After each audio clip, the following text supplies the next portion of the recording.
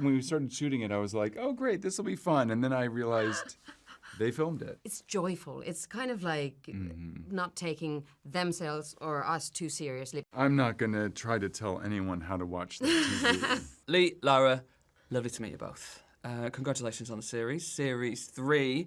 I decided to look for a little recap of season 2. We all say season now since, I guess, like Game of Thrones. And I started watching it. I realised it was 3 hours and 50 minutes long. That was a recap, which taught me two things. One, that's it's a very densely complex, richly complex show, and two, its fans very meticulous and very committed. So my first question is season 3, could season 3 be a jumping on point for anyone, or is this a show to binge and binge hard? I'm not going to try to tell anyone how to watch the TV. not in this climate. I mean, however you want to come to it. I think that there's, I've jumped into the series halfway through and been like, that's cool. And maybe it's an interesting riddle. Try to kind of figure out backwards, kind of like, whoa.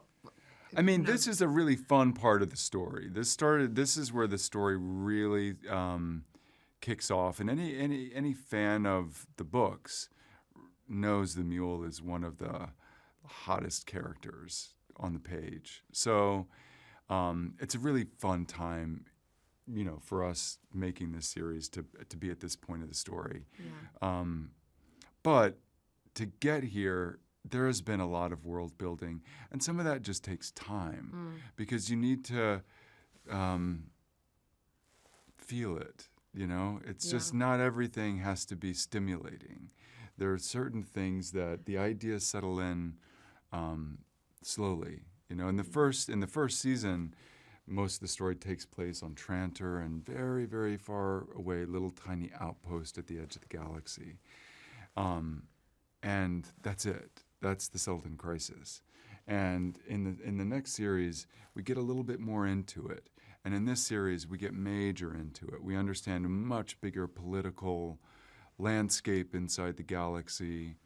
And I do think it's taken the 3 seasons to build that. If we started out in the first season trying to accomplish that, I mean, heads would explode. Yeah. Yeah, I think that's the rewarding thing of sci-fi, good sci-fi, is that it is very complex, but you get a lot from it because the more that you know, the more that you feel you're part of this kind of, not just like community of people who are a fan of something, and like the detail, everyone feels smarter when they have to remember a lot of like extra detail in a show. Also with the relationships, like if you just see Cleon and Demerzel's relationship in season 3, it works. But if you know the whole backstory of what they've been through together, where it all started, who's actually the one controlling the other, or like, do we know actually, or does it change? All this. So I think it does add up. Like, it makes it more fun to have all that kind of history to the characters also. It must be quite interesting for you guys as well. I'll come back to it, but like your characters go through quite a big transition seemingly in each series, so it's almost like a fresh start. So some people do a TV series, they're like, I've been building this character for years, but you guys, it's almost like you're starting with a new character in a show that you already know, which must be an interesting challenge. But just a word on those kind of fans again. How's the experience and interaction with them been over the last few years? Because in sci-fi, we're talking like the fan art, the fan fiction, the memes and the GIFs. You've obviously been involved in two of the biggest fandoms in the world with the Middle-earth fandom and the MCU fandom. So like, how are they comparing, and how rewarding has it been for you guys to sort of experience that the last couple of years? It's all just part of the fun. I mean, I love people being creative and engaging with the work you do.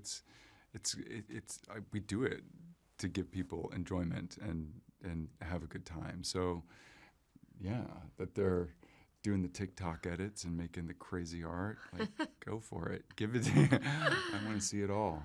For me, it's the first sci-fi or genre show on this scale, and I love it. How passionate people are, how devoted, how they've searched everything, they've heard every little word there, and they kind of connect the dots I love it. I love talking to the fans because it's like the amount of love and caring and devotion that they give. It's so interesting, and I feel it's like it's joyful. It's kind of like not taking themselves or us too seriously, but kind of like playing around it, like being.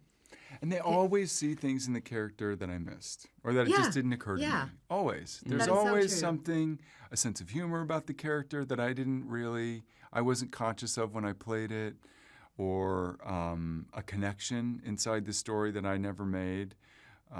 So, yeah, it's how these things live on. I can only imagine you had to put your phone in the freezer after the nude fight scene went out from series 2. Oh my God. The reaction to that, I can only imagine. Was, I mean, when we started shooting it, I was like, "Oh, great, this will be fun," and then I realized they filmed it. Hey, it's gonna air at some People point. very, very glad, I'm sure. Thanks very much, guys. Congratulations Thank for the you. series so far, and looking forward to seeing what you do next.